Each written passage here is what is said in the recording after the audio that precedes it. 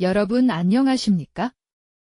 대한뉴스라인입니다. 이 정치적 격변은 단순한 우연의 연속이 아니라 뚜렷한 패턴을 가진 진화하는 공작의 역사입니다. 사실 2024년 12월 3일은 내란이 아닌 거대 야당의 체제 전복이 완성된 날입니다. 두 보수 정권 대통령이 탄핵으로 추출되는 비극, 이는 정교하게 기획되고 치밀하게 실행된 작전이 만든 결과였습니다. 국가적 비극을 전략적으로 이용해 보수 정권의 정통성과 도덕성을 뿌리채 흔드는 것입니다. 오래전부터 기획된 것이 아닌가 하는. 이재명은 문재인 탄핵 시나리오의 완벽한 계승자가 되었습니다. 유례없는 줄 탄핵이 시작됩니다. 정부가 제출한 예산안을 야당이 단독으로 감액해 부정선거가 아니면 거대 야당을 만들 수 없고 통계적으로는 조작이 아니면 나올 수 없는 그래프입니다. 비상계엄은 공정한 선거를 통해 새로운 대한민국을 건설하라는 하늘이 대한민국에게 내린 준엄한 경고입니다.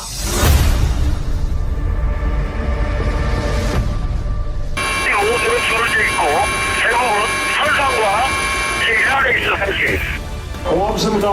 정말 고맙습니다. 자랑스러운 대통령이 되겠습니다.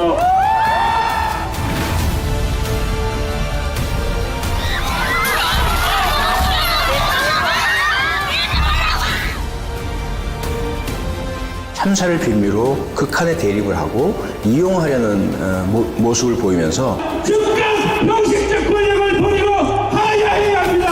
아니 사퇴해야 합니다. 국민적 비극인 이태원 참사를 이용해 각계각층의 분노를 끌어올리란 북한의 지령을 받은 전 민주노총 간부가 1심에서 징역 15년의 중형을 선고받았습니다. 이태원 참사의 진짜 주범 윤석열은 퇴진하라!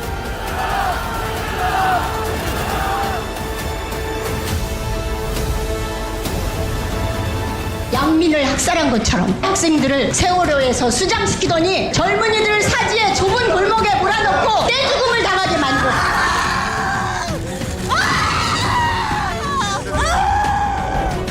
필명 드루킹이 민주당 김경수 의원에게서 언론 기사 링크를 전송받은 뒤 처리하겠다고 답한 사실이 확인됐습니다.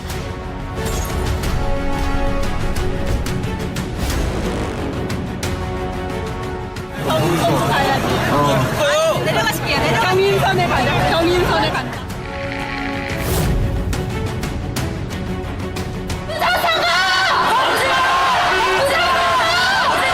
취재를 제가 시작을 하면서 설마 했어요.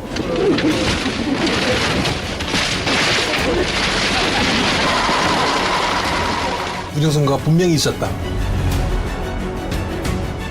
방송통신위원장이 사의를 표명했다는 소식이 알려지자 김홍일 방송통신위원장 탄핵 소추안을 발의했습니다. 당신은 공직을 맡길 자격이 있어요. 사퇴하라.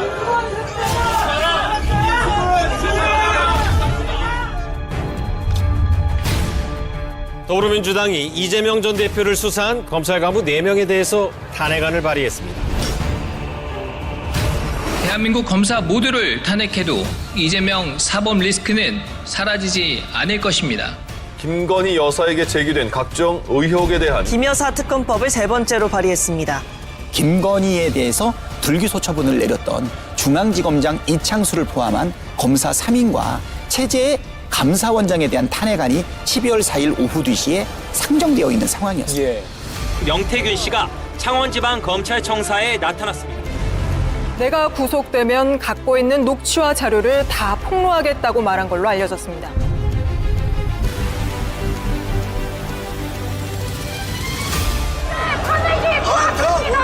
계엄을 빙자한 친위 쿠데타를 막아내고 반전을 이뤄낼 수 있던 원동력은 평범한 시민들에게서 나왔습니다. 평범한 시민들에게서 나왔습니다. 평범한 시민들에게서 나왔습니다.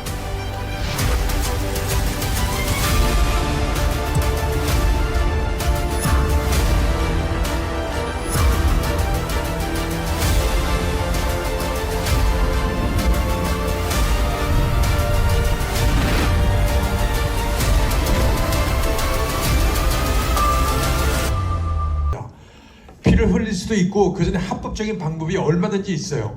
단지 이걸 어떻게 조직화할 것인가가 문제거든요. 지금 이란처럼 많은 사람이 죽어나가서 정부가 바뀔 수도 있고 아니면 합법적인 방법으로 얼마든지 방법이 있을 수 있습니다. 거리에 나와서 저희가 시위에 참여하는 것도 방법이 될 수 있고요. 근데 어저께 민 의원이 여기 참석해가지고 이제 이런 질문이 나와서 답변을 하는데 이렇게 10,000명, 20,000명 나와가지고는 절대 해결이 안 됩니다. 어떻게 하냐면 최소한 100만 명 이상이 한꺼번에 광화문이든지 여의도든지 어디든지 나와서 정말로 지금 현 정부가 위협을 느끼도록 해야 됩니다. 그거는 저희가 합법적으로 할 수 있는 국민 저항권 중에 하나입니다. 방법은 얼마든지 할 수 있고요. 지금 저희가 필요한 건 정말로 정직하고 그 다음에 우리를 리드해 줄 수 있는 어떤 리더가 필요해요. 그 리더를 빨리 찾고 그 사람한테 힘을 강력하게 실어줌으로써 우리가 이런 지금 난국을 극복할 수 있다고 생각합니다. 희망은 얼마든지 있고요. 그 첫 단계가 제가 만든 우리나라가 2016년 세월호 있었던 14년부터 지금까지 이렇게 모든 일들이 있는 게 절대로 우연이 아닙니다. 정말로 치밀한 공작에 의해서 지금 이게 만들어지고 있고 앞으로도 계속 할 거예요. 그리고 그 모든 것에 부정선거가 있습니다. 그 부정선거나 퍼즐을 맞추지 않으면 이 모든 게 하나도 해결 안 돼요.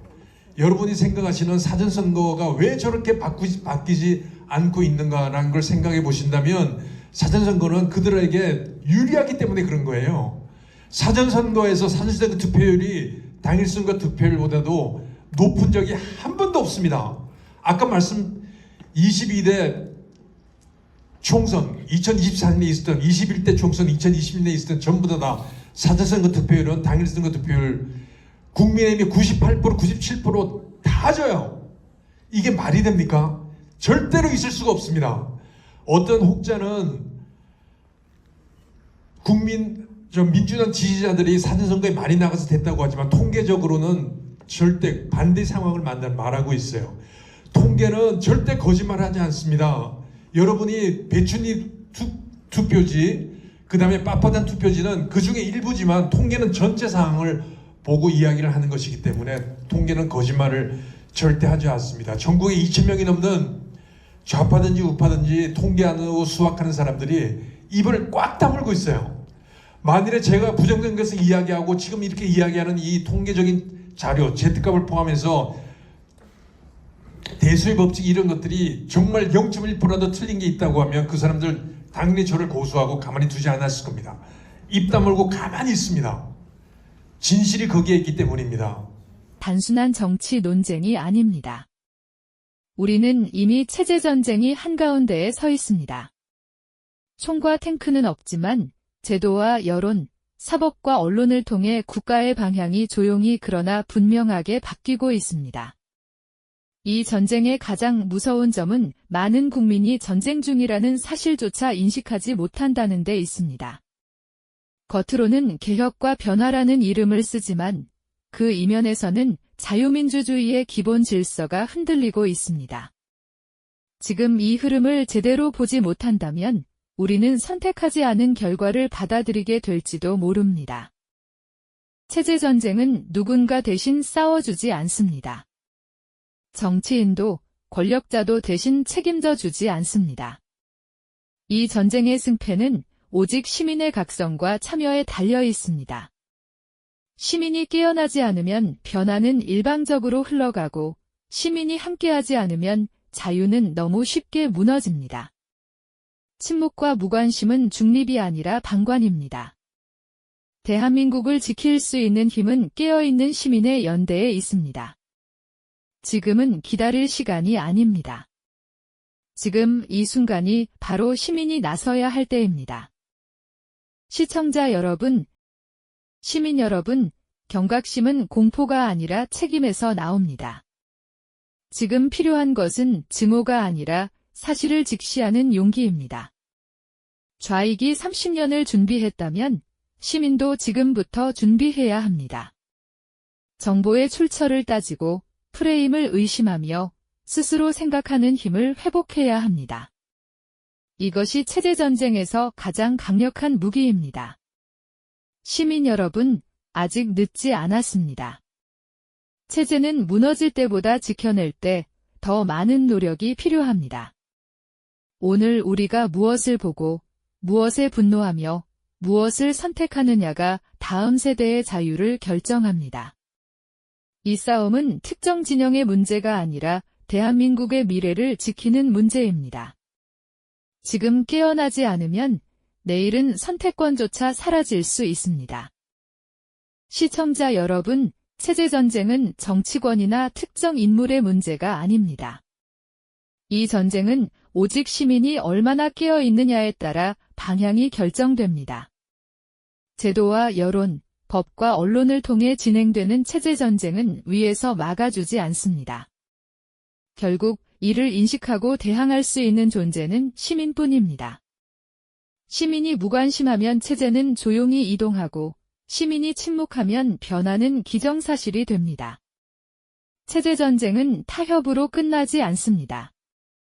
깨어있는 시민이 연대하고 분명히 대항할 때만 멈출 수 있습니다. 지금 필요한 것은 기다림이 아니라 각성이고 기대가 아니라 행동입니다. 체제전쟁은 오직 시민이 깨우치고 시민이 함께 대항할 때만 막을 수 있습니다. 이것이 지금 대한민국이 마주한 가장 분명한 현실입니다. 시청자 여러분, 전환길은 연봉 60억의 기득권을 스스로 내려놓고 지금 이 순간에도 미국 현장에서 시민과 해외 교민들에게 진실을 알리고 있습니다. 전환길은 전환길 TV를 통하여 올드미디어가 전하지 않는 진실한 뉴스를 직접 책임있게 전달하고 있습니다. 외롭고 힘든 길임을 알면서도 그는 꿈에서도 거짓말은 하지 않는다는 다짐으로 이 길을 걷고 있습니다. 이 싸움은 전환길 혼자의 싸움이 아닙니다. 진실이 침묵되지 않도록 시민 여러분의 응원과 기도가 필요합니다.